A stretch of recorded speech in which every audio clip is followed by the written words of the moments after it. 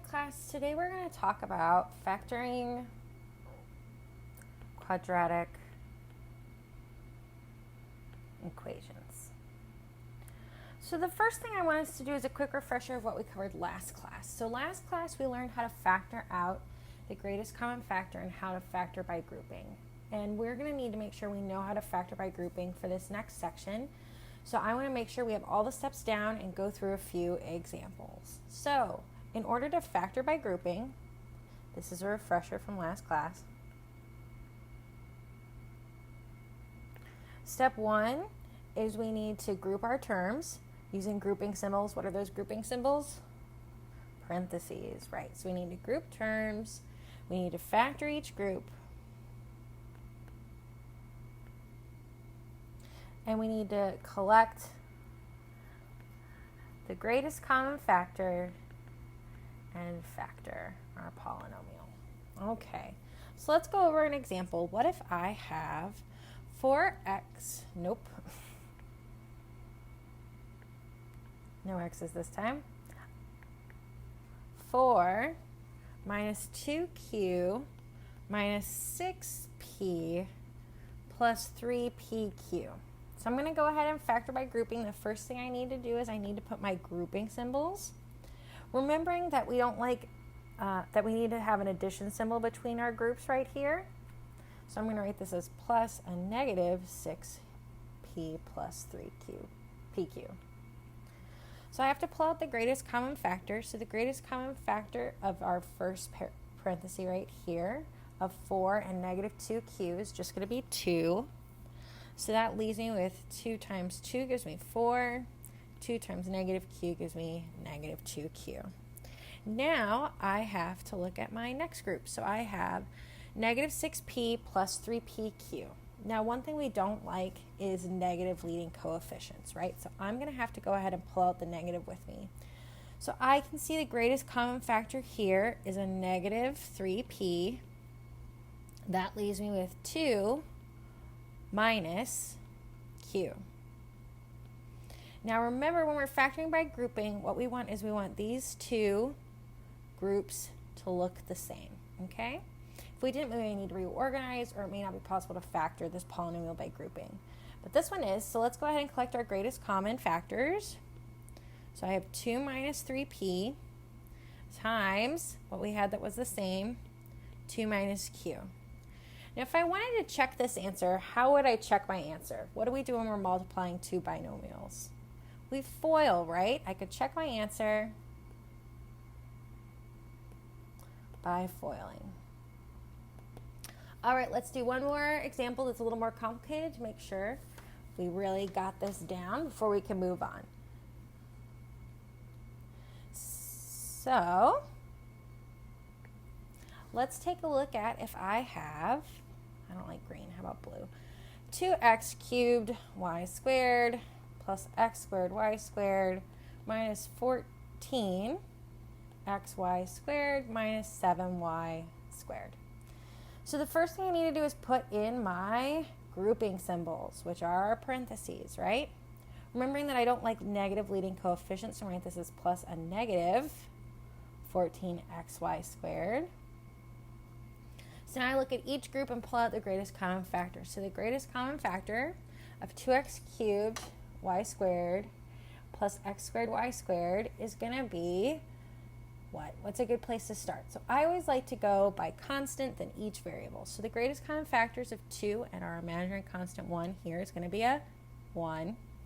I've got x cubed and x squared. Well, the greatest common factor, that's going to be x squared. And then I have a y squared and a y squared, which are the same thing. So the greatest common factor of those two is going to be y squared. That leaves me with 2x plus 1. All right, now I go to negative 14xy squared minus 7y squared. Remembering that I don't like negative leading coefficients, so I know I'm going to have to take that negative with me. So what's the greatest common factor of negative 14 and negative 7? Well, that's going to be a negative 7. I only have one x. My second term doesn't have an x, so the greatest common factor of our x's is just going to be 1. And then I've got y squared and y squared, so I can go ahead and pull that out.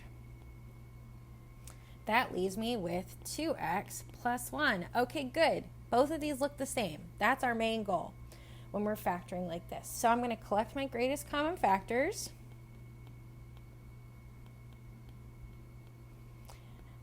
And what they had in common. And then I'm done. I have fully factored by grouping. So that's going to come to play today when we're working on factoring quadratic functions. Now, friendly reminder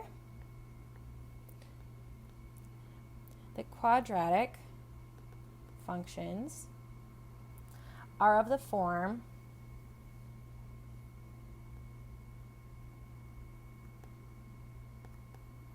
ax squared plus bx plus c, where a doesn't equal 0. Now, why is it important that a doesn't equal 0? Well, if a equaled 0, we wouldn't have this first term. That would leave us with bx plus c, which would be a linear equation. We want to look at quadratic equations. Okay? So, how might I go about if I want to factor something of the form ax squared plus bx plus c? Okay, let's take a look at an example. Let's say I had x squared plus 5x plus 6. How might I want to go about factoring this? Well, I can't pull out the greatest common factor. The greatest common factor of all of these terms is 1, right? They have nothing in common. Okay, I can't factor by grouping because I would need 4 terms and I only have 3 terms.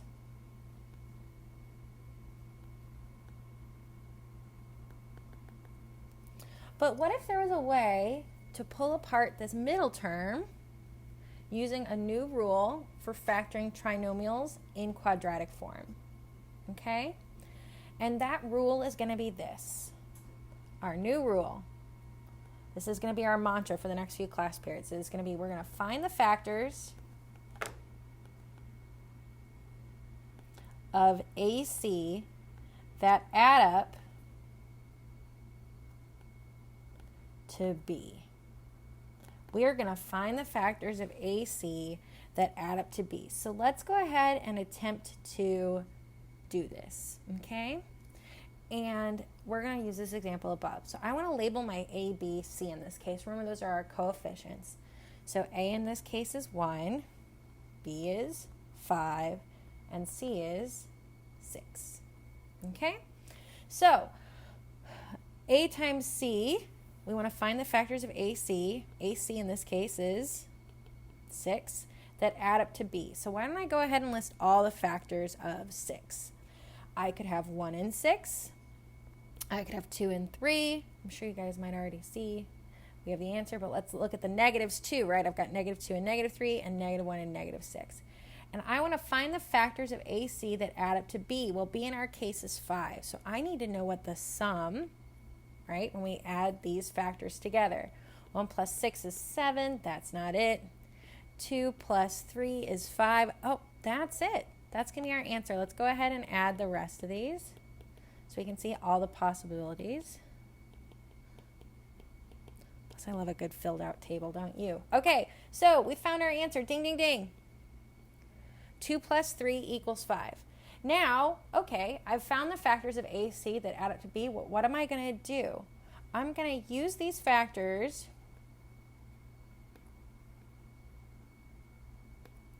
to rewrite our middle term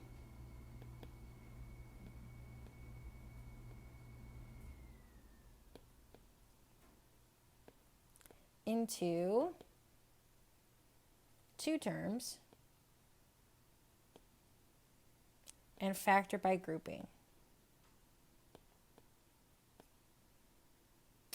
Okay, what does that mean? Well, I had x squared plus 5x plus 6. And I found 2 terms, 2 and 3, that add up to 5. So I'm going to pull apart this middle term, and I'm going to rewrite this as x squared plus 2x plus 3x plus 6. Now you can see right here that if we combined like terms, we'd get back to our original equation. But because now I have 4 terms, I'm able to factor by grouping. So why don't we go ahead and put our grouping symbols and pull out the greatest common factors. So I have x squared plus 2x plus 3x plus 6. So x squared plus 2x, the greatest common factor here is going to be an x. And for my second half, factor by grouping, I've got 3x plus 6. The greatest common factor there is going to be a 3. So I collect my greatest common factors. My final answer is x plus 3 times x plus 2. Okay, so what did I do? I found the greatest common I found the factors of AC that add up to B. So my AC was 6. I found 2 and 3 that added up to 5 and were factors of 6. And then I was able to pull my quadratic function apart to x plus 3 times x plus 2. Why don't we go through a couple more examples of these, and I want you to see if we can find a pattern to how we pull these apart.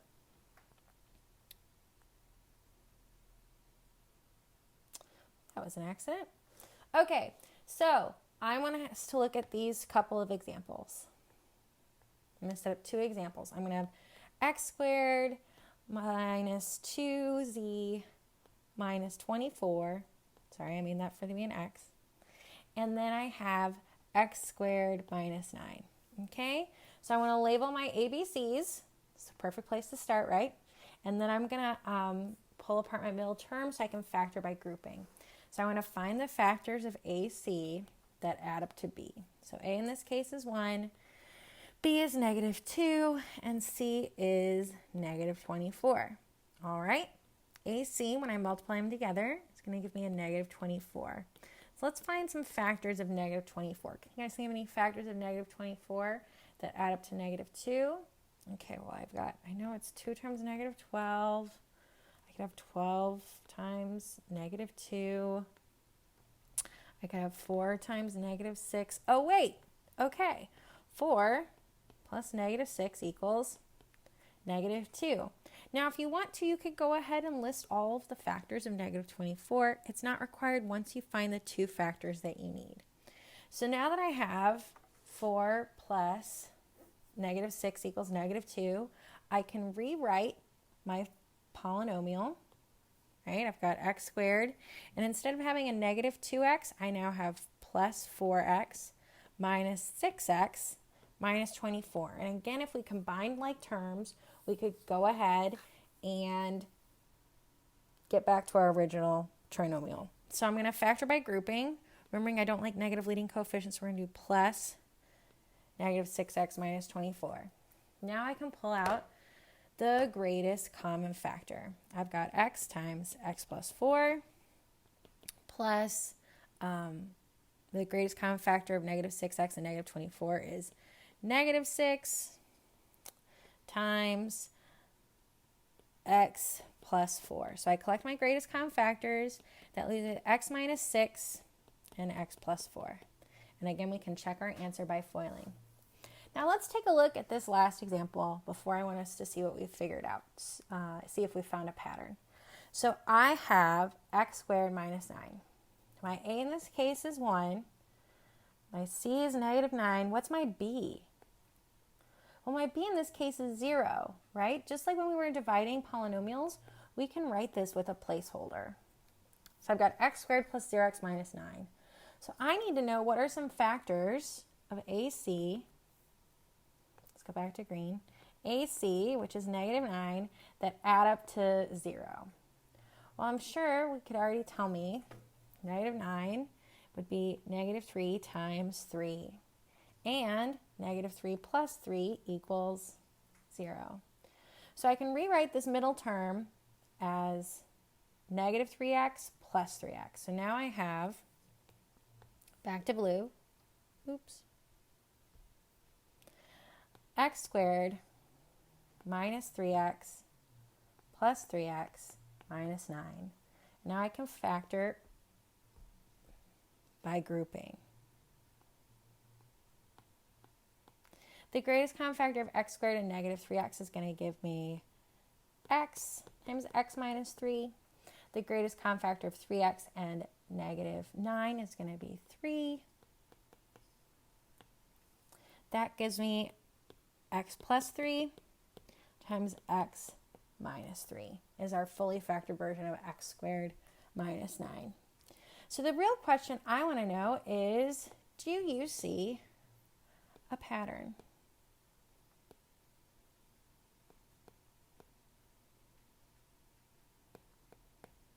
Do you see a pattern to what adds up to b and how we factor our trinomial? I hope you do. So here, our factors were 4 and negative 6, and we have negative 6 and 4 down here.